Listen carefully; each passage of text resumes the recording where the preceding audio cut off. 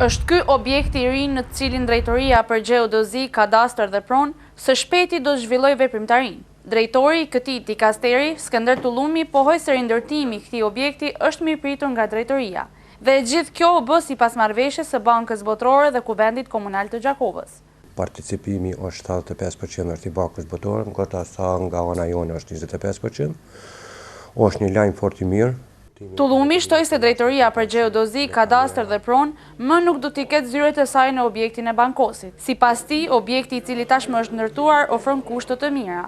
Objekti do të ketë të gjitha karakteristikat moderne, si në kuptimin e rregullimit të jashtëm të brendshëm, me kamera, me interier, me pajisje të IT-së të cilat janë më bashkohorët, si dhe puna do të jetë përbashkët me hapësirë të hapur për të gjithë personelin.